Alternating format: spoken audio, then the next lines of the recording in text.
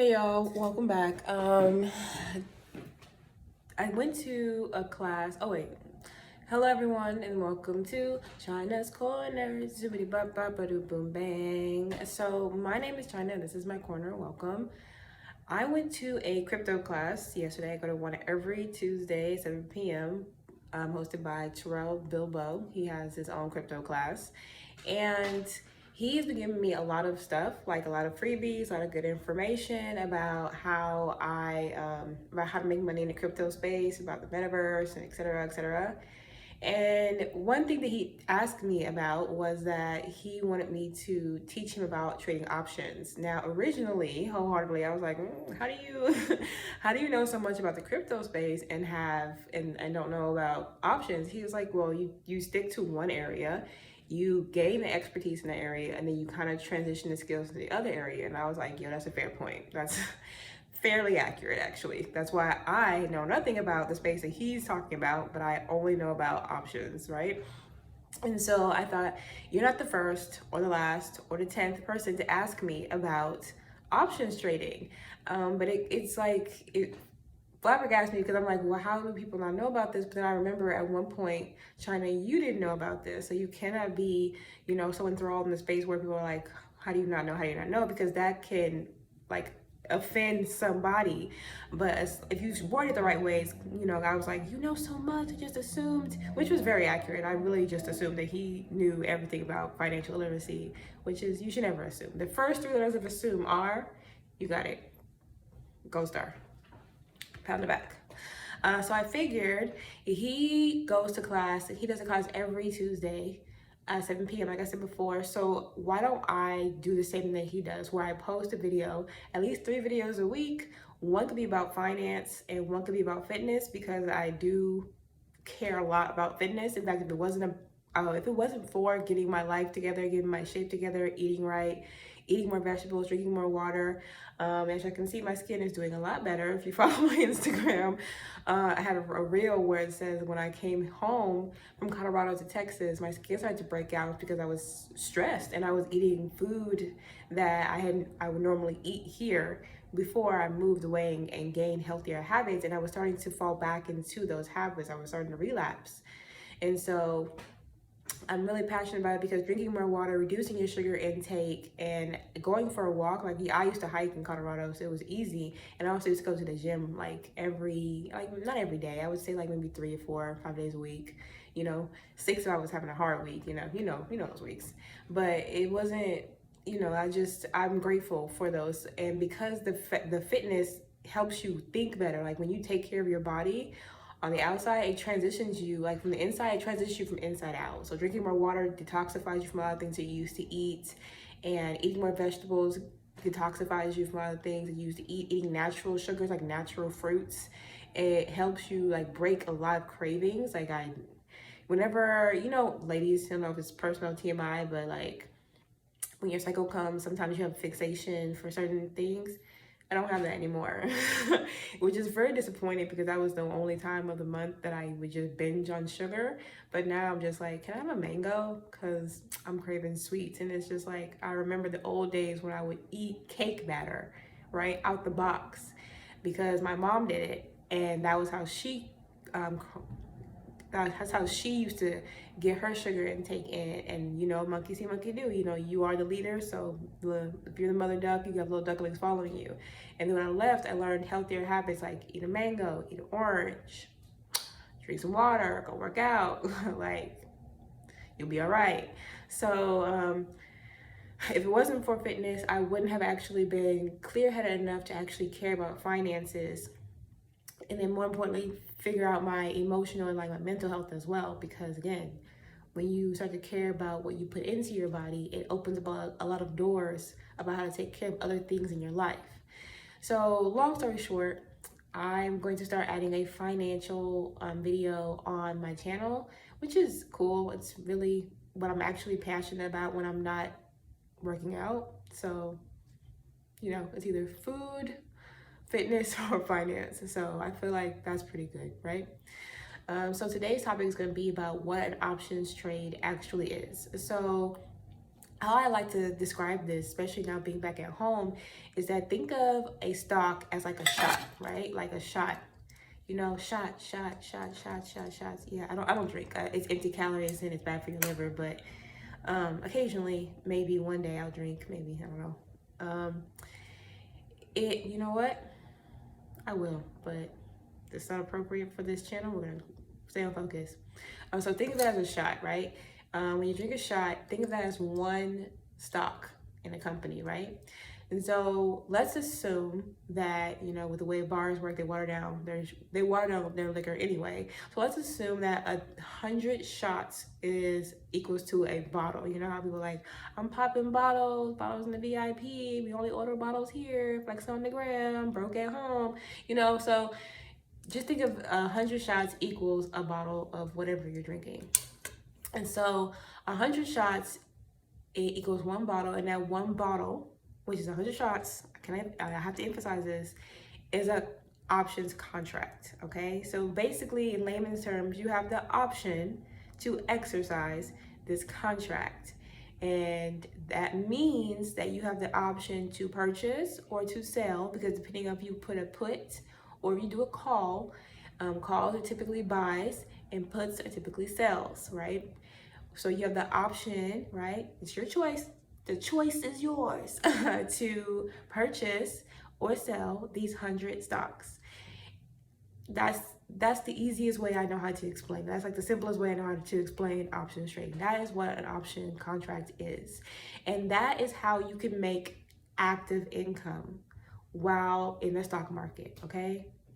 Simple as that for you. Simple. I learned this. I originally learned stocks from my friend. His name is Parker. We were having a conversation and he exclaimed that he gave his uncle $1,000 to put in the stock market. And I asked him, what did he put the money towards? And he stated that a stock called ZTE, which is like a Chinese, like, you know, LTE, like wireless company. And I followed suit. I did research the company and followed suit and ended up getting dividend yields. We can talk about that in a different thing. But basically what you do is you go into options trading in whatever your brokerage field that you have, Robinhood, Webull, Fidelity, like there's so many of them, bro. Like just whatever. If you want, I can do a whole list of them and tell you which ones are my favorite, which ones are not my favorite. But wholeheartedly, like that's basically it. And you have to pay a premium. So a premium is just like a door cover. You know what I'm saying? You have to pay $20 to come into the club, right? So you have to pay a certain amount in order to get this contract for this price. So like for instance, I have 2 contracts out on Sundial. Sundial is a cannabis stock, and they just didn't merge with some companies, so that's kind of why I have them. Also 420 is coming up, and that's when those stocks go crazy. It's about to be a live trade. And I have 2 contract options on them, and I bought them for if you buy them at the right time, you can get a phenomenal price for a contract. And like for Amazon, like Facebook, you gotta pay like $3,000 for a contract. And I'm like, we're not there yet, okay? You know, like I'm not even sure if I had like $100,000, if I would probably still cry and be like, oh, I just paid $3,000 for this. Oh, God. Would I have been happier with the Chanel bag? No, I wouldn't. I would prefer that the option trade actually gives me profit. But let's get back on track. So you pay basically a door cover to like to be able to get into the contract, right? To be able to get into the club, so that you can have the option to exercise to pop those bottles. Oh, I hope this is making sense. And so basically a call is saying that you think that the stock is going to go up, right? So you just like, I'm going to pay you this door cover so I can trade this option call so I can pop this bottle for Netflix, right? or for y'all be like Bacardi or whatever. I don't drink, so I'm hoping this is actual like names. I think a Bacardi is a drink, right? Because that's like Cardi B, right? Okay, it doesn't matter. So you do that, and if you do a call, like you have to pick a strike price. So let's say you think the Bacardi is like $150 for the bottle, right? And this is weird because you're paying per share, right? So it's let's take on track. So you do the Bacardi. You think this Bacardi is $50. This bottle is $50. I think it's gonna go up to $65 in 2 weeks, right? So you go through your option contract and you pick a contract that states a date. Like, I think this is gonna go up to $65 by today's February 16th. So let's say I think it's gonna go up to $65 by March 1st. Let's do that. And so you pick a strike date, right? The date for March 1st, and say I think it's gonna reach this price for this date. And then after that, you cross your fingers. Now, hopefully you've read the charts and you're fully aware of the research and everything that the company stands for, the CEOs, their financial backings, et cetera, et cetera. So you're not just guessing, you're actually like, yeah, they just signed a deal. Joe Biden, what's up, baby? He just signed a deal saying that he's gonna allow the Green Deal to go through and blah, blah, blah. Like, you know, like you're actually doing the research, paying attention. And so let's say it actually make it. So it's gone up, see the bottle was $50 and it's gone up $65, it's gone up $15. So imagine it's $15 times 100 shares. I'll let you do the math. Basically, just, yeah, so that's 15 times 100, you take 2 zeros, $1,500. So you basically make $1,500, right? You just paid your share, your cover charge, and you say, I think this bottle's gonna go up 65, and it actually does it. So then you exit the trade, right? And you keep the money, you keep the profit. Now you've made a profit. Now let's say, right, that it didn't work out. It didn't work out. Like, actually, that bottle is, I don't like that bottle, no.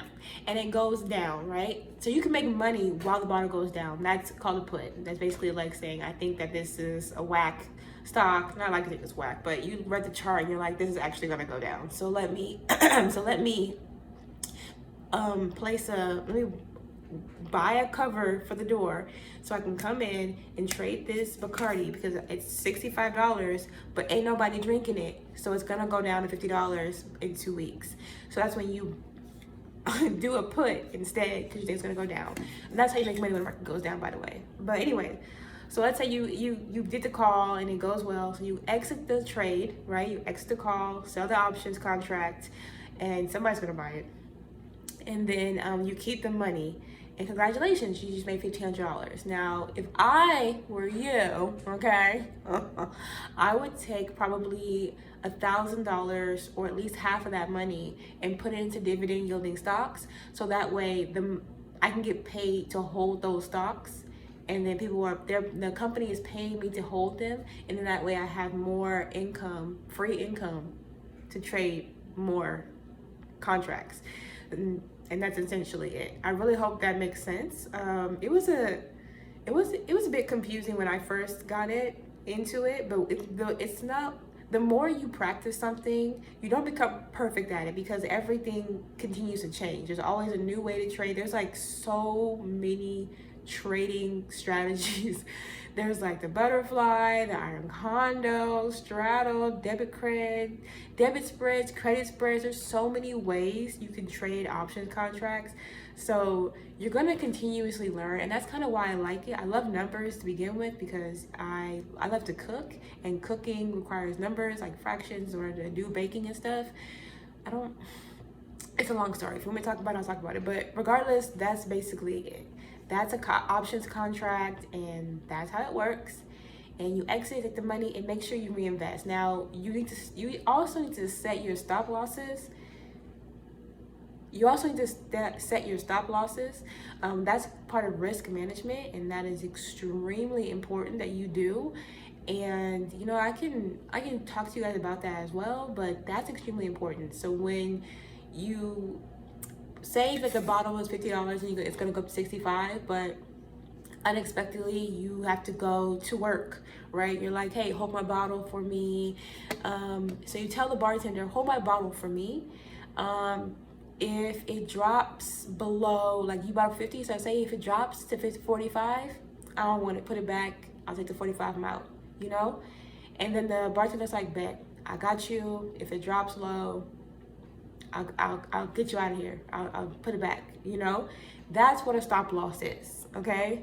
And then to take profit, remember, don't be greedy. That's how most people lose money. Don't be greedy and don't be afraid to let go. That's both spiritually and financially, okay? Don't be afraid to let go. Because I would rather you be down 15% and be out than be down 90% and trust and believe. I wouldn't be telling you this if it didn't happen to me. I was like, oh, it's gonna go up, it's gonna go up. It's gonna go, my gosh, I don't wanna exercise this contract.